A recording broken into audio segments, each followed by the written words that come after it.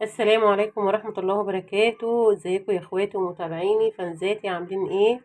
فيديو جديد النهاردة على قناتي مطبخ فطوم. النهاردة هنعمل مع بعض زي ما انتم شايفين كده الكنافة الترند المكشوفة. هنعملها ازاي المكشوفة المكسوفة؟ ليها مسميات كتير، تعالوا مع بعض نشوف هنعملها ازاي. انا عندي هنا ده اقل من نص كيلو كنافة زي ما انتم شايفين كده. فرستها كده في الديب فريزر وطلعتها كده. هنشوف هنعمل ايه مع بعض.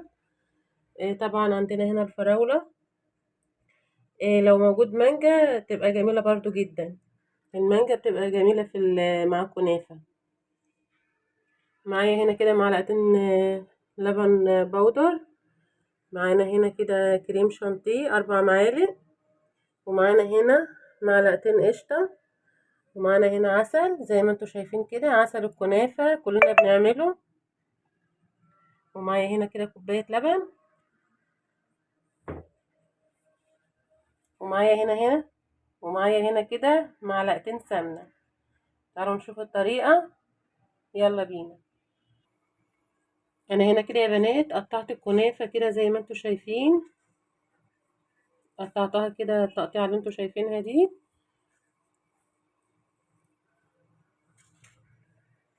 وعلى البوتاجاز كده حطيت معلقتين سمنة زي ما وريتكم كده في الاول.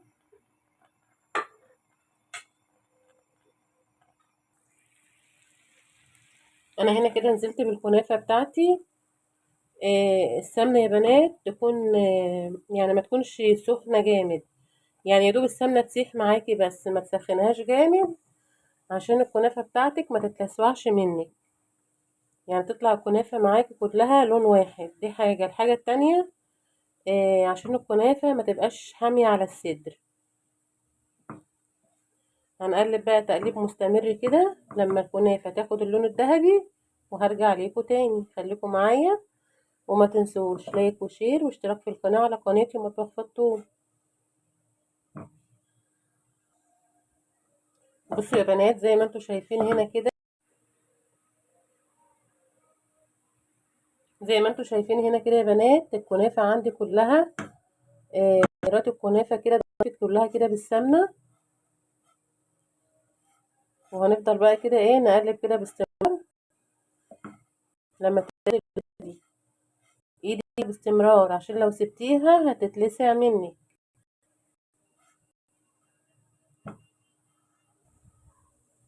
بصوا كده يا بنات الكنافة كده بتلون معاكي. بصوا بدأت ازاي كده، بدأت تلون والريحة طلعت. هتروحي مخلية النار عليها شمعة تهدي النار خالص. تهدي النار خالص كده برضو، تبتدي برضو باستمرار كده تقليب مستمر.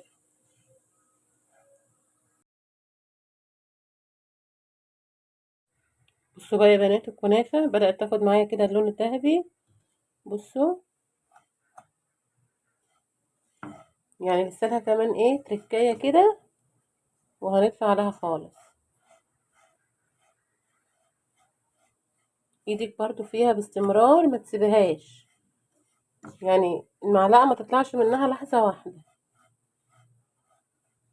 عشان ما تلسعش منك وتبقى لون ولون. الحاجات البيضة اللي انتوا شايفينها دي كده كانت كتل فيها، انا هشيلها دلوقتي خالص.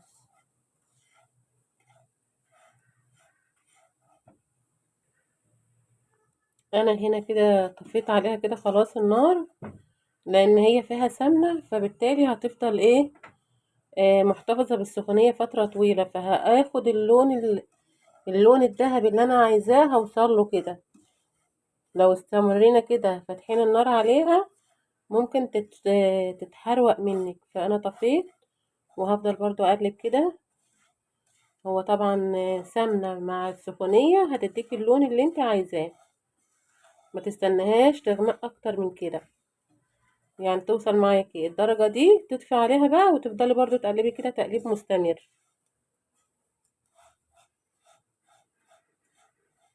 بصوا سامعين الصوت ده؟ كده هي اتحمرت معاكي وبقت مقرمشة وجميلة. سامعين؟ ما تنسوش يا قمر اللايك والشير والاشتراك في القناة على قناتي مطبخ فطوم.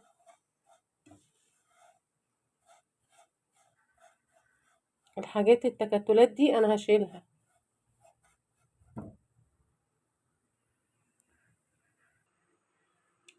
لو عندك بقى جوز هند انزلي كده بمعلقتين جوز هند.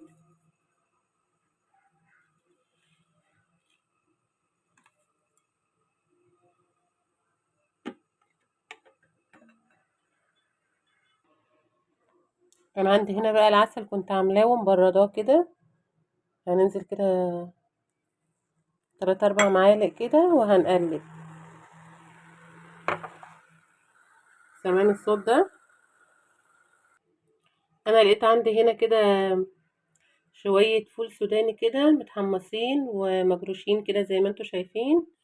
هنزل برضو كده اي نوع مكسرات عندك بندق حطي اي نوع مكسرات، ما عندكيش يبقى شوية فول سوداني و100 فل و10 بتطلع معاكي طعمها تحفة.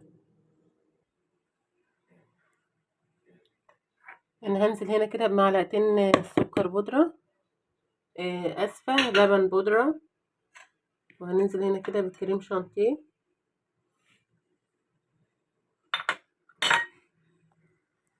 وهننزل عليهم كده بكوباية لبن.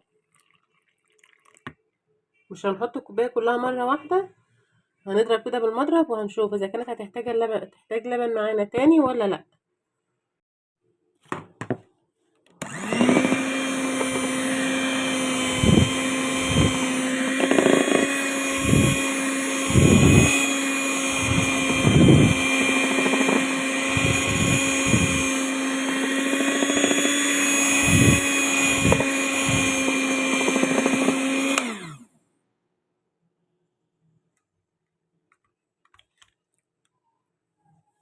بصوا بقى الكريمة دي انا حطيت 5 معالق كريم شانتيه، حطيت عليهم يعني نص كوباية لبن.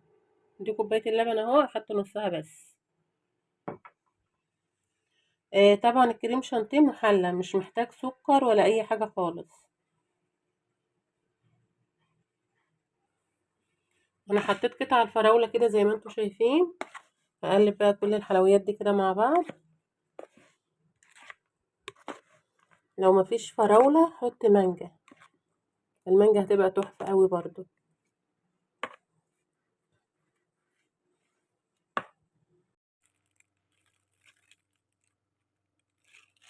انا هجيب بولة كده صغيرة او بولة اي مقاس عندك، اي بولة عندك كده تكون بالشكل ده كده.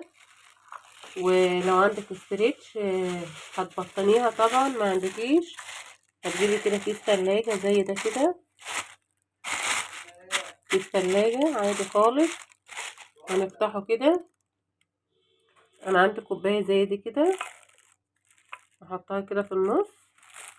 وهنبدأ بقى ايه، نبطن نبطن جناب البولة كده بالكنافة. بصوا بقى يا حبايب قلبي، بعد ما خلصت معاكم كده المكسوفة او المكشوفة ايا كان المسمى، بصوا العظمة، بصوا الجمال، بسم الله ما شاء الله. بصوا المكسرات عاملة ازاي فيها وريحتها طالعة، بسم الله ما شاء الله، تحفة قوي.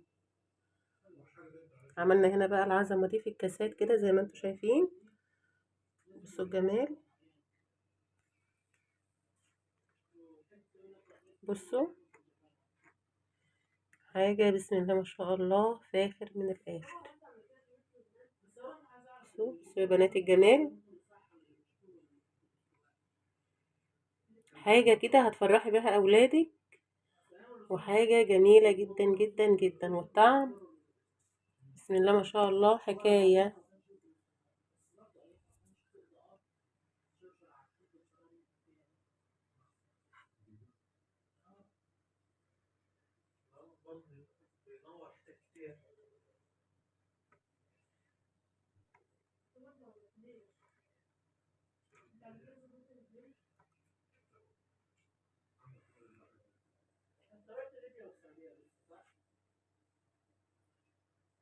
ده كان فيديو النهاردة. لو عجبكم الفيديو ما تنسوش لايك وشير واشتراك في قناتي مطبخ فطوم. اشوفكم في فيديو جديد، والسلام عليكم ورحمة الله وبركاته.